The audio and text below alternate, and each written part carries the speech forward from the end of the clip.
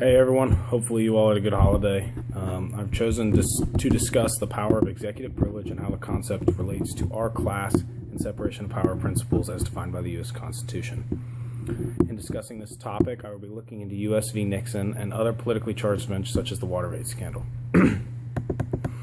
Before starting this discussion, however, we must look at what executive privilege is and its history.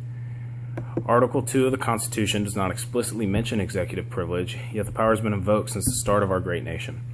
From George Washington to President Barack Obama, executive privilege has been an active tool at the president's disposal for a long time. So what exactly is executive privilege?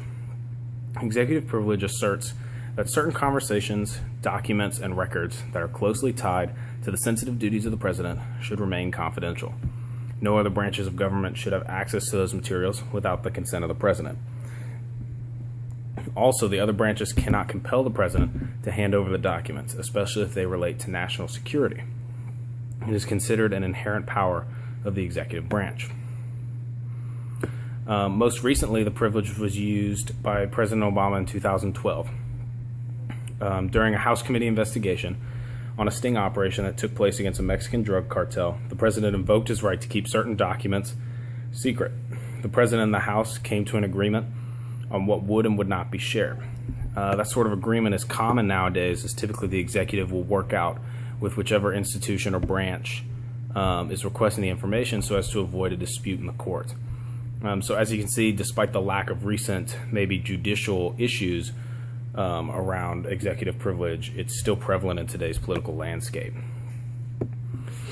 The most important Supreme Court case involving executive privilege, as I mentioned before, came in 1974.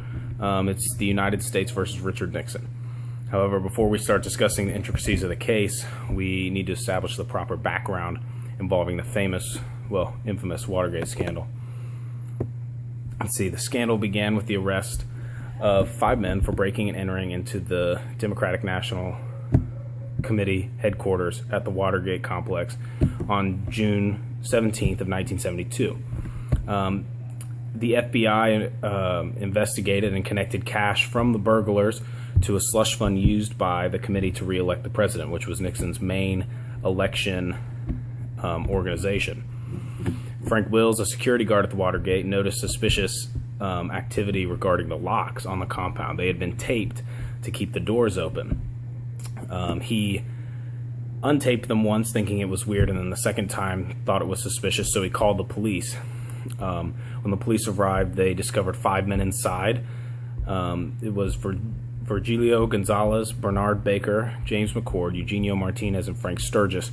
They were all indicted on September 15th with conspiracy, burglary, and violation of federal wiretapping laws. The 5 burglars were all tried and convicted on January 30th of 1973, but it wasn't until after that that really all the fun started. Congress began to investigate the role of the Nixon administration in the burglary, as the suspects had been connected to Nixon's re-election campaign. And that's where the court case comes in. So Archibald Cox was appointed as special prosecutor to this case following Congress's approval. Cox's job was to investigate and prosecute any high-ranking officials involved in the Watergate cover-up. During the course of Congress's investigation, one of the robbers said he was given direct orders by the president himself. Once questioned further, he also mentioned that the president had installed tape recorders in the office in order to tape all of his conversations he had in the Oval Office. So this is where Cox comes back into the situation. He asked the president to release the tapes. Nixon, of course, refused, claiming he didn't have to under executive privilege. Cox didn't stop, and so Nixon, not wanting the tapes to get out, tried to get him fired. And so that's when the Saturday Night Massacre ensued, and after Cox and 2 other Justice Department officials had been dispatched, Leon Jaworski was appointed as the prosecutor to replace Archibald Cox. Jaworski, though, picked up right where Cox had left off, asking Nixon to release the tapes. After finally being pressured by a subpoena, Nixon released the tapes, but they had been very heavily edited. On one tape, almost 18 minutes of conversation had been erased from it. So after a final subpoena from the district court in Washington, both Nixon and the United States asked the Supreme Court to review the case in terms of whether Nixon's executive privilege was constitutional or not. The court was fairly swift with this decision, deciding 8-0 in favor of the United States. Justice Rehnquist didn't participate due to his former position as an assistant attorney general under the Nixon administration.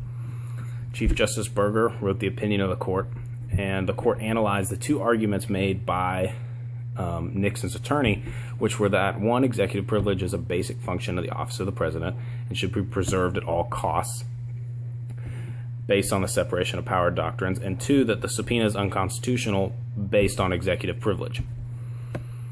So the court quickly struck down that judicial review was trying to coerce the executive branch into giving up its privilege, thus going against separation of power doctrines.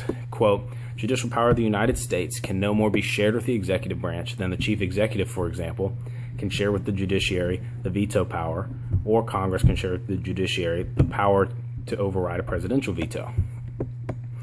Burger and the court also admit that the only presidential conversations which could be kept secret from the judiciary in the scope of an investigation would be military, diplomatic, or really sensitive national security conversations. Burger moves on, in his opinion, to what the framers may have thought about this issue, saying that the framers of the Constitution sought to provide a comprehensive system, but the separate powers were not intended to operate with absolute independence. This clear look into original intent showed that the court sees separation of powers as a protection to an extent of which the law is not being violated. Burger and his co-workers come to the conclusion that the ends of criminal justice would be defeated if judgments were to be founded on a partial or speculative presentation of the evidence. And clearly here Justice Burger is looking to the future, saying that he and the justices couldn't possibly impede the future of criminal justice by saying that the president, even though he may have committed something like a crime, can get away from it by just invoking this privilege. So then the last thing that Burger does is he analyzes it based on the Fifth Amendment. And what he says is that this would clearly violate the due process clause of the Fifth Amendment, and that it wouldn't give anyone all the information they need to have a fair trial. So essentially Burger and the court look towards the future, trying to see which side of a decision would maybe hurt more. It's not really that they wanted to decide against the president. It's more that they were trying to protect the criminal justice system as a whole over protecting executive privilege. In analyzing the decision making of Justice Burger, I come to the conclusion that Burger used both strategic and legal decision-making models in his decision. In reference in the strategic model, Burger is definitely looking at the situation as a make or break for the Supreme Court.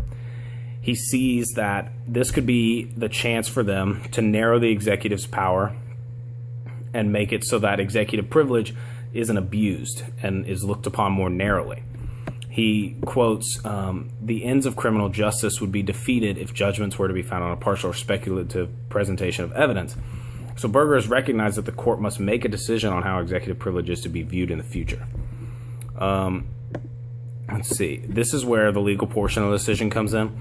Burger analyzes it against the Fifth Amendment, saying that it violates the due process clause. He's saying that if we don't, or in the future, courts don't have all the information, they can't possibly make a rational, justiciable decision.